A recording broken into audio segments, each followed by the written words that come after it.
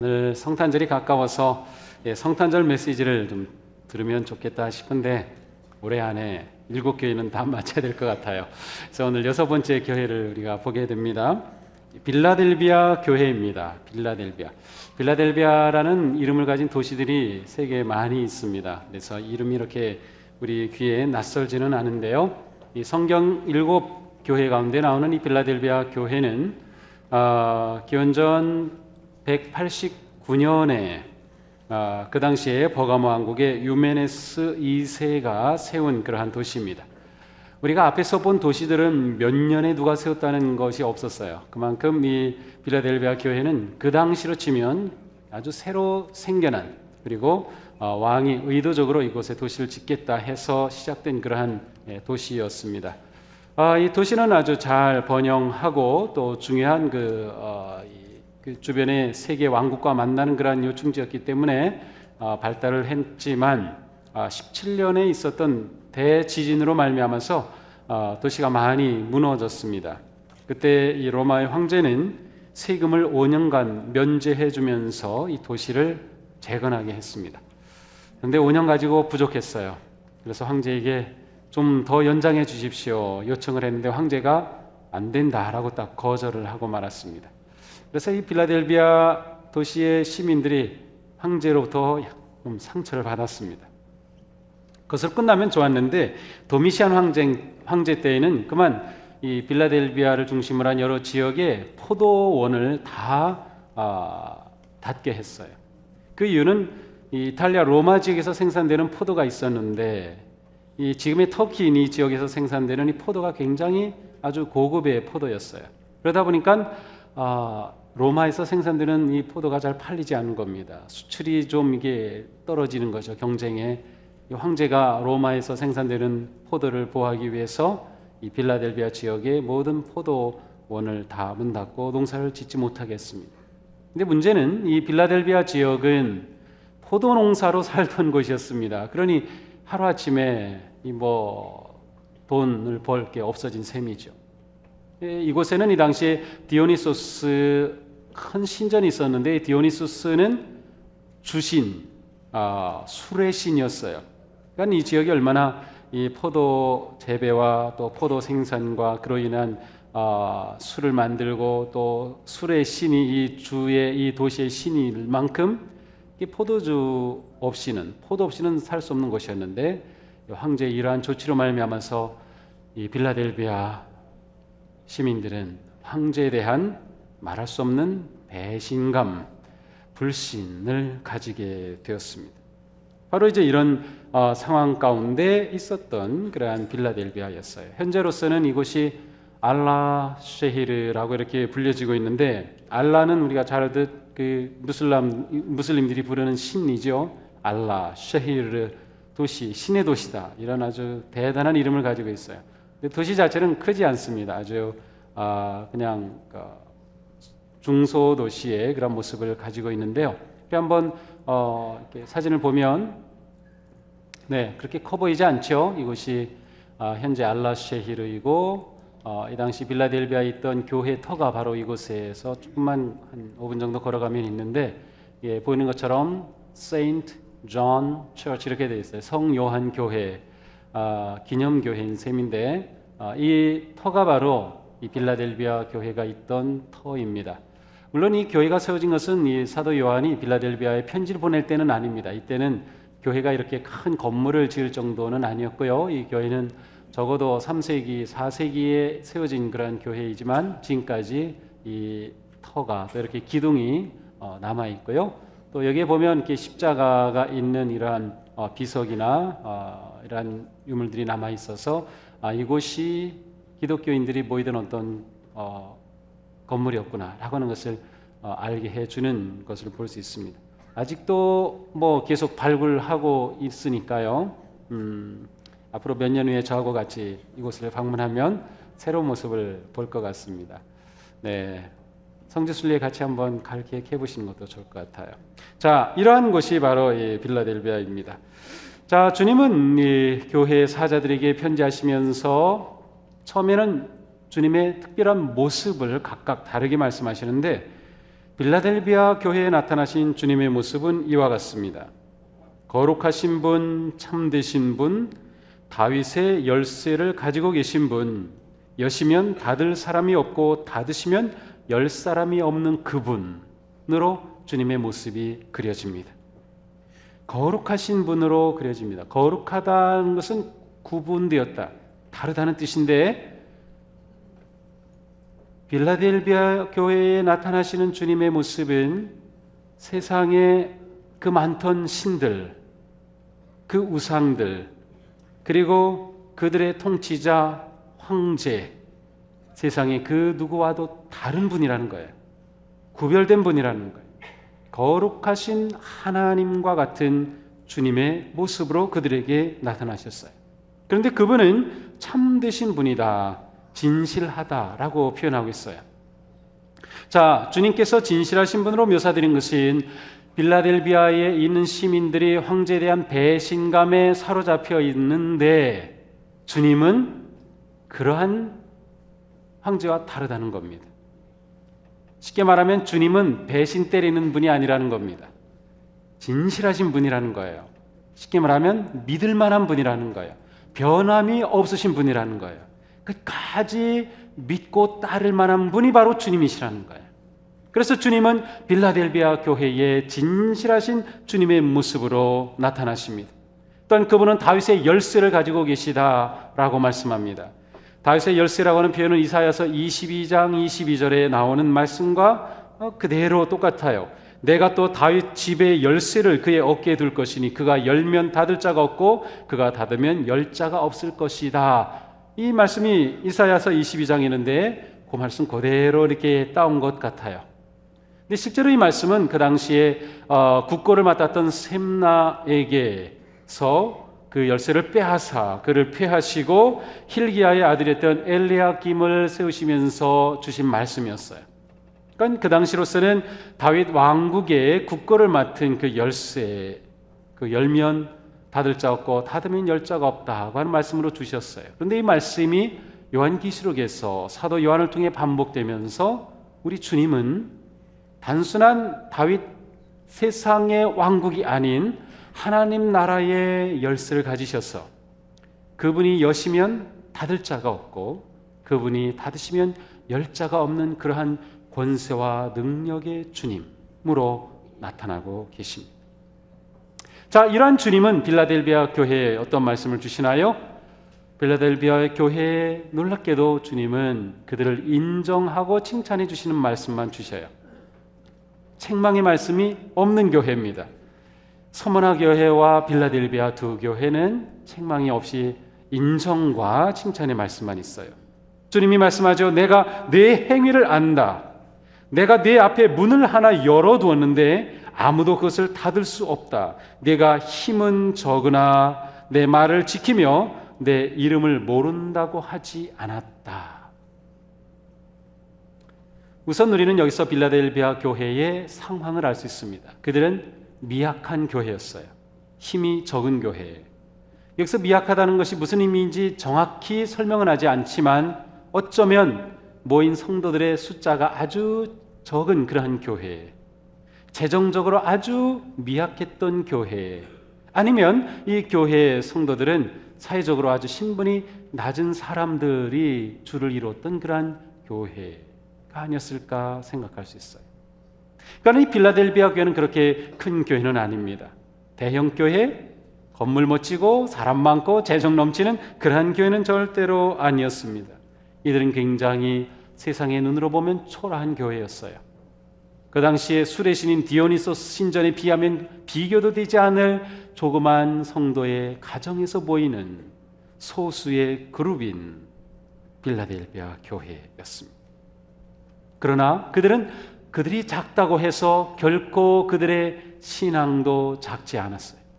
그들이 작다고 해서 결코 그들의 믿음의 삶도 작은 것은 아니었어요. 그런 상황에서 그들은 말씀을 지켰고 주님을 부인하지 않았습니다. 자, 이것은 무엇을 말하는가 하면 그들은 아주 미약했지만 그것 때문에 주눅들지 않았다는 말이에요. 세상에 그들은 자신들을 드러냈다는 말입니다. 나는 그리스도이냐? 나는 예수님을 주로 고백하는 사람이다 라고 하는 사실을 드러냈어요. 예수님을 고백하고 인정하였어요. 부인하지 않았다는 겁니다. 이것은 그들이 숨어 있지 않았음을 말합니다. 우리는 작으니까, 우리는 미약하니까, 우리는 힘이 없으니까, 우리는 가진 것도 없으니까, 우리는 너무나도 보잘것 없으니까 하고 그들은 안으로 위축된 것이 아니라 작은 교회였으나 담대하게 세상을 향하여서 그리스도를 인정하는, 그리스도를 전할 수 있는, 그래서 세상으로부터 박해를 받게 되는 상황까지 가면서도 그들은 결코 그리스도 이름을 부인하지 않는, 그렇게 믿음이 살아있는 교회였음을 알 수 있어요. 실제로 이들에게는 박해의 문제가 있었습니다. 주님이 말씀하셨죠. 내가 사탄의 무리에 속한 자들을 내 손에 맡기겠다. 그들은 스스로 유대 사람이라고 하지만 사실은 그렇지 않고 거짓말하는 자들이다. 보아라, 내가 그들이 와서 내 앞에 꿇어 엎드리게 하고 내가 너를 사랑하였다는 것을 알게 하겠다. 지금 이 빌라델비아 교회에는 사탄의 무리에 속한 자들의 문제가 있었습니다. 이들은 유대인입니다. 말로는 유대인이지만 영적으로 따진다면 사실은 하나님의 백성이 아닌 자들이었어요. 그래서 주님께서는 스스로 유대인이라고 말하는 자라는 표현을 쓰십니다. 주님은 이들을 사탄이라고 할 정도로 이들은 진실하게 믿는 그리스도인들에게 위협적인 존재들이었습니다. 이들은 그리스도인들을 박해하는 자들이었습니다. 그리스도인들을 추방하는 자들이었습니다. 어떤 상황이었을까요? 초기 그리스도인들은 거의 유대인이었습니다. 사도 바울이 선교하면서 가는 곳곳마다 대체적으로 회당에 먼저 가죠. 거기는 유대인들이 모여 있죠. 거기서 말씀을 읽는 시간에 그리스도를 전하죠. 그래서 유대인들이 먼저 그리스도를 믿기 시작합니다. 초기 그리스도인들은 유대인이었어요. 그렇게 예수님을 믿게 된 유대인들은 원래 생활하던 대로 유대인이 모이는 회당에 갑니다. 오늘 본문에서 유대인의 모임 시나고게, 이 말은 회당이란 단어도 되고 모임이란 뜻도 되고 회중이라는 뜻도 됩니다. 유대인들이 모이는 그곳에 함께 생활하죠. 그곳을 떠나서는 생활이 되지 않으니까. 제가 미국에서 15년 지나는 동안에 이민자들이 미국에 오면은 맨 처음 갈 곳은 교회입니다.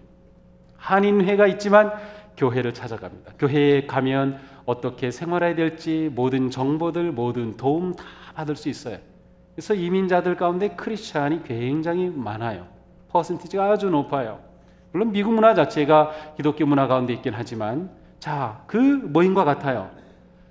로마 제국의 여러 도시마다 유대인들이 깔려 있었고, 그들은 그들의 모임이 있었고 회당이 있었고, 또 이들은 굉장히 상업적으로 뛰어난 사람들이었기 때문에 돈을 많이 버는 사람들이었어요. 그러니까 바로 이들 가운데 속할 수 있었던 유대인들이 예수님을 믿었을 때 처음에는 함께 예배드리고 함께 회당 모임에 들어가고 그 공동체에 있어요. 그런데 이 유대인들이 보니까 뭔가 좀 다른 겁니다. 무엇이 다를까요? 예수님이 그리스도라고 말하는 겁니다. 예수님이 메시아라고 말하는 거예요. 유대인들은 예수님을 메시아로 믿지 않습니다. 지금도 마찬가지죠. 유대인들은 예수님이 메시아가 아니라고 믿어요. 그러나 그리스도인들은 예수님이 그리스도다, 예수님이 메시아다라고 고백을 합니다. 아니야. 어떻게 예수가 메시아야? 아닙니다. 우리는 예수님이 그리스도라 믿습니다. 결국 그리스도인들은 유대인 회당으로부터 쫓겨납니다. 그들의 공동체로부터 추방당합니다. 회당의 문은 그들에게 닫혀버렸습니다. 바로 이런 상황에서 주님은 내가 열쇠를 가지고 있다. 세상이 너희들에게 문을 닫았지, 유대인들이 사탄과 같이 너희들에게 문을 닫았지, 너희들에게 박해를 하고 너희들에게 고통을 주지, 그러나 내가 열쇠를 가지고 있어. 내가 인생의 문을 여는 자야. 내가 천국의 문을 여는 자다. 문이 닫혀 있는 그들에게 주님은 열쇠로 문을 열어서 놀라운 생명의 길로 인도하시는 주님으로 나타나셨던 것입니다. 그러므로 이러한 상황 속에서도 끝까지 주님의 이름을 부인하지 않고 말씀에 순종했던 빌라델비아 교회에 주님은 놀라운 말씀을 주십니다. 내가 내 앞에 문을 하나 열어뒀는데 아무도 그것을 닫을 수 없다. 누구도 닫을 수 없는 문을 열어주셨다고 선포합니다. 빌라델비아 교회는 어떤 교회인가? 문이 열린 교회였어요. 열린 문 교회였습니다. 곳간가 다 열린문 교회라는 그 교회 이름을 가진 그런 교회들이 있어요. 열린문 교회, 바로 이 본문에서 따온 교회 이름이 아닌가 싶어요. 열린문 교회, 주님께서 그들에게 문을 열어주셨다는 겁니다. 무슨 문을 열어주셨을까요? 전통적으로는 전도의 문, 그리고 천국의 문을 열어주셨다고 합니다. 그러나 우리는 여기에서 모든 그리스도인에게 주시는, 하나님이 주시는 모든 기회와 복의 문을 열어주셨다라고 보아도 전혀 손색이 없습니다. 주님은 빌라델비아 교회에 문을 열어두셨어요. 그 교회는 문이 열린 교회였어요. 그들에게는 무엇보다도 전도의 문이 열렸습니다. 사실 이 당시 로마 제국에서 전도의 문은 놀랍게 열려져 있었습니다. 황제들 가운데서는 기독교를 극심하게 박해한 황제들도 있었지만 대체적으로는 기독교에 대해서 어느 정도 자유롭게 복음을 전할 수 있는 그러한 평화 통치를 하였습니다. 그래서 어디에서든지 복음을 전할 수 있었던 것이죠. 당시에는 언어가 헬라어로 공용어가 형성이 되어서 그 언어만 하면 어디서든지 로마 제국에서는 말을 할 수 있었어요. 그러니 복음을 전하는데 외국어를 배울 필요가 없이 된 상황입니다. 더 나아가서 로마는 길을 잘 닦았죠. 모든 길은 로마로 통하게 되어 있죠. 이것은 복음을 전할 전도자에게 얼마나 놀라운 일인지 모릅니다. 길이 잘 닦여져 있으니 실제로 성지에 가면 바울이 걸었던 로마 시대 황제가 닦은 그 도로가 쫙 열려져 있어요. 그 길을 밟고 바울은 복음을 전했고 초기 그리스도인들은 복음을 전했던 거죠. 열려진, 그런데 특별히 주님은 빌라델비아 교회에 이러한 문이 열려졌다라고 말씀하고 계십니다.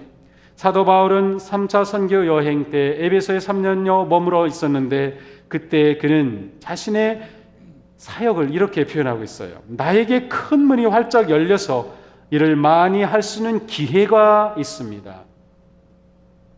하나님은 빌라델비아 교회에 기회의 문을 열어주신 겁니다. 전도의 문을 열어주신 겁니다. 너희가 작다고? 아니다. 나는 너희들에게 문을 열어놓았어. 그러니 너희들은 이 열린 문을 향해서 담대하게 계속 나아가라. 담대하게 복음을 전해라. 담대하게 믿음을 살아라. 담대하게 하나님의 나라를 세상에 보여줘라 라고 말씀하시는 것과 같아요. 작고 미약한 박해받는 그들이 주눅들지 아니하고 담대하게 나아갈 것을 기대하시는 주님의 모습을 보게 되는 거죠. 자, 주님은 또한 말씀하시죠. 보아라, 내가 그들이 와서 내 앞에 꿇어 엎드리게 하고 내가 너를 사랑하였다는 것을 알게 하겠다. 세상 사람들이 빌라델비아 교회 성도들을 볼 때 깨닫게 되는 것이 있는데 그것은 하나님이, 주님이 저들을 사랑했구나라는 것입니다. 이것은 도대체 무슨 뜻일까요? 물론 이것은 주님께서 그들을 사랑하심에 대한 확증입니다. 얼마나 사랑하셨는지 너희들을 박해하던 그들이 결국은 보게 될 것이라는 뜻이에요. 그러나 우리는 좀 더 나아가서 세상이 그들을 볼 때 주님의 사랑받은 자라고 하는 것은 그들의 사랑하는 삶이 세상에 하나님의 사랑을 전하는 길이 된다고 하는 의미가 가지고 있습니다. 자, 우리는 하나님의 사랑을 받은 자들입니다. 하나님의 사랑을 받은 자는 100% 누구나 예외 없이 그 사랑을 나누어야 할 사명을 받은 자들입니다.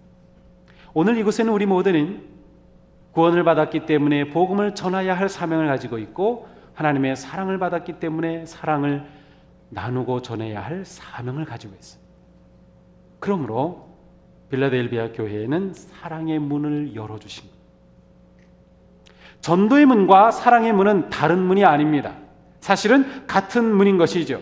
사랑의 문은 전도의 문이 되고 전도의 문은 사랑의 문이 되는 것입니다. 빌라델비아 교회는 이와 같은 문이 활짝 열려져서 복음을 전하며 사랑을 나누며 그리스도의 놀라운 생명의 구원의 역사를 나누고 선포하는 교회로 주님이 세워주신 것이었습니다.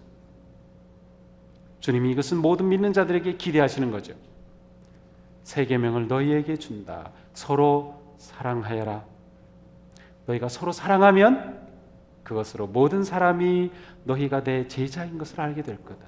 우리가 주님을 믿는 하나님의 자녀인 가장 두드러진 특징은 사랑하는 삶입니다.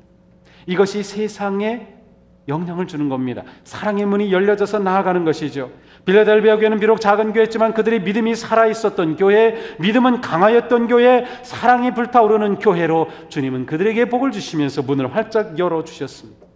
그러나 이 길은 결코 쉽지 않은 길이었습니다. 주님은 말씀하십니다. 인내하라는 내 말을 내가 지켰으니 온 세상에 닥쳐올 시험을 받을 때 나도 너를 지켜주겠다. 자, 지금까지 이들은 인내함으로 믿음을 잘 지켰어요. 말씀을 지켰어요. 그리스도의 이름을 부인하지 않았어요. 그러나 그것으로 끝이 아니었습니다. 시험은 다가옵니다. 물론 이 시험의 초점은 땅의 사람들을 심판하시는 하나님의 시험이지만 이것이 그리스도인들 주님을 따르는 자들에게 시험과 두려움이 되지 않겠다고 주님은 지켜주시겠다는 약속을 주시는 겁니다. 나도 너를 지켜주겠다. 믿음으로 사는 빌라델비아 교회 성도들에게 주님은 놀라운 약속의 말씀을 주시는 거죠. 내가 너희를 지켜주겠다.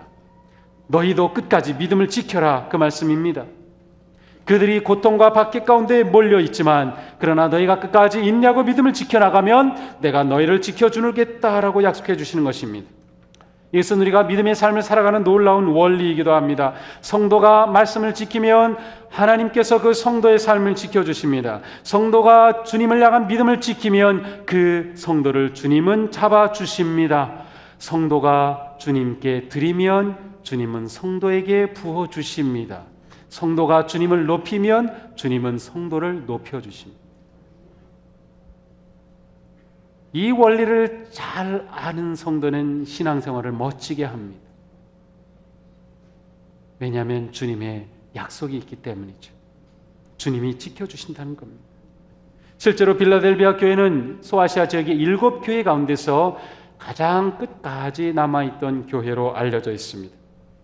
주님께서 주신 이 말씀을 따른 것이죠. 열려진 문으로 복음을 선포했죠. 그들의 사랑의 삶이 확대되었으며 그 교회는 계속해서 남아있었습니다. 기록에 의하면 빌라델비아 교회는 1400년 후반에 무슬림들이 들어와서 이 땅을 차지하기까지 역사하는 교회로 남아있었다. 그러니 무려 1500년 가까이 교회는 살아있었습니다. 모든 박해를 이겨냈습니다. 모든 어려움을 이겨냈어요. 그들은 주님이 열어주신 열린 문으로 담대하게 나아가는 승리하는 교회였음을 알 수 있습니다. 이들에게 주님은 약속의 말씀으로 보장해 주십니다. 내가 곧 가겠다. 너는 네가 가진 것을 굳게 붙잡아서 아무도 내 면류관을 빼앗아가지 못하게 하여라. 이기는 사람은 내가 내 하나님의 성전의 기둥이 되게 하겠다. 여기에 놀라운 약속이 있죠. 내가 곧 가겠다는 것과 내 면류관을 빼앗기지 않게 하라라는 말씀과 하나님의 성전의 기둥이 되게 해주겠다는 말씀입니다. 곧 가겠다. 정말 이 시대의 성도들은 오직 주님만을 기다렸습니다. 주님이 그들의 유일한 소망이었고 주님이 그들에게 유일한 생명이었고 그들의 전부가 오직 주님에게 있었어요. 그 주님이 오시겠다는 겁니다. 너에게 곧 가겠다는 것입니다. 주님의 이 말씀으로 그들은 용기와 소망을 얻기를 원하였어요. 그래서 초대교회 성도들은 항상 외쳤죠. 주님 오시옵소서 마라나타를 외쳤습니다. 오늘 우리는 성탄의 계절 가운데 있습니다. 오늘 우리의 입에서 주님 오시겠다고 약속하신 그 말씀을 신뢰하며 주님 오시옵소서. 그리고 주님 우리와 함께 하시고 이미 땅에 태어나셨던 그 주님 약속하신 대로 우리와 영원히 땅끝까지 함께 하옵소서. 이 믿음을 고백하는 거예요. 그러므로 우리는 오늘도 내일도 모레도 성탄의 삶을 사는 것입니다. 사실 성탄절은 12월 25일 하루가 아니고 매일매일이 우리에게는 성탄절인 것이에요. 주님이 우리와 함께 하시기 때문이죠. 우리에게 이와 같은 놀라운 믿음이 있기를 원합니다. 마라나타를 외치며 다시 오실 주님을 기대하며 그 주님 앞에 우리의 믿음을 고백하고 끝까지 그리스도를 부인하지 않는 우리가 가진 그것, 복음의 진리, 생명의 구원, 천국의 언약, 그것을 굳게 붙잡아서 결코 면류관을 뺏기지 않는 그런 복된 성도들이 되기를 원합니다. 주님은 성전의 기둥이 되게 하겠다고 약속해 주셨어요. 그것은 하나님께 보배로운 존재가 된다는 것입니다. 성전의 기둥과 같은 존재, 마치 솔로몬이 성전을 세웠을 때 야긴과 보아스라고 하는 두 기둥이 성전을 바치고 있었습니다. 또한 광야 40년 갈 때 구름 기둥과 불 기둥으로 그들을 인도하셨듯이 기둥이라고 하는 것은 하나님과 함께 하심, 하나님께서 임재하심, 하나님께서 지키시고 보호하시는 그러한 놀라운 은총을 의미하죠. 하나님의 인정해 주시는 성전의 기둥과 같은 존재가 되는 보배로운 성도들, 빌라델비아 교회 주신 이 약속이 오늘 우리에게 주어지시는 복된 약속이 되기를 축복합니다. 빌라델비아 교회는 우리에게 큰 영적인 도전과 감동을 줍니다. 그들은 미약하였습니다. 그러나 그들의 믿음도 미약했던 것은 아닙니다. 그들은 작았습니다. 그러나 그들의 믿음이 작았던 것은 아닙니다. 그들은 작지만 강한 교회, 작지만 큰 교회, 작지만 승리하는 교회였습니다. 오늘 우리에게 필요한 것이 바로 이것입니다. 나 개인의 삶에서, 그리고 우리 교회를 보면서 우리는 얼마든지 핑계할 일들에 둘러싸여 있습니다. 나는 가진 것이 없다. 나는 배운 게 없으니까. 나는 힘이 없으니까. 나는 건강하지 않으니까. 나는 나이가 이미 많으니까. 나는 신앙생활한 지 이제 며칠 되지 않으니까. 나는 남편이 교회 다니지 않으니까. 나는 말에 재주가 없으니까. 나는 장애를 가지고 있으니까. 나는 어려움 가운데 있으니까. 내게 희망이 보이지 않으니까. 우리는 계속 핑계만 댈 것인가요? 이러한저런 변명만 찾을 것인가요? 아닙니다. 이 시간 성령님께서 우리에게 주시는 말씀을 듣고 벌떡 일어나 우리의 믿음을 다하여서 굳된 승리의 길을 향해서 나아가기를 축복합니다. 우리에게 우리를 잡아끄는 그러한 것들에 매이지 아니하고 미약한 것이 있지만 우리는 그것을 넘어설 수 있는 믿음의 사람, 우리를 붙잡고 있는 것이 있지만 우리는 그것을 넘어서서 주님께서 열어주신 그 천국의 문을 향하여서 담대하게 나아가는 그러한 복된 성도들이 되기를 축복합니다. 주님은 우리를 잡아주신다고 분명히 약속해 주셨습니다. 그리고 우리와 함께 해 주실 것입니다. 우리가 무엇이 두렵습니까? 열면 누구도 닫을 수 없고 닫으면 누구도 할 수 없는 그 주님께서 이미 우리에게 놀라운 천국의 문을 열어놓으셨습니다. 영광의 면류관을 우리에게 이미 주셨습니다. 뺏기지 말라고 하십니다. 그거 뺏기겠습니까? 아닙니다. 우리는 그 영광의 면류관을 끝까지 지키며 나아가야 할 것입니다. 주님께 믿음으로 결단하며 헌신하는 우리의 삶 가운데 계속해서 놀라운 문을 열어주시는 그러한 복이 넘치기를 축복합니다. 이 시간 우리에게서 주님 앞에 간구함이 넘쳐나게 할 것입니다. 주님, 제 인생의 문을 열어주시옵소서. 우리 교회의 문을 열어주시옵소서. 모든 악의 세력을 물리칠 놀라운 문을 열어주시옵소서. 기회의 문을 열어주시옵소서. 전도의 문을 열어주시옵소서. 소망의 문을 열어주옵소서. 기쁨의 문을 열어주옵소서. 복의 문을 열어주시옵소서. 치유의 문을 열어주시옵소서. 회복의 문을 열어주시옵소서. 관계의 문을 열어주시옵소서. 영광의 문을 열어주시옵소서. 우리 인생의 주님의 문이 활짝활짝 열려지는 그러한 복된 삶, 승리하는 삶, 복된 교회가 되기를 주님의 이름으로 축복합니다. 기도하겠습니다.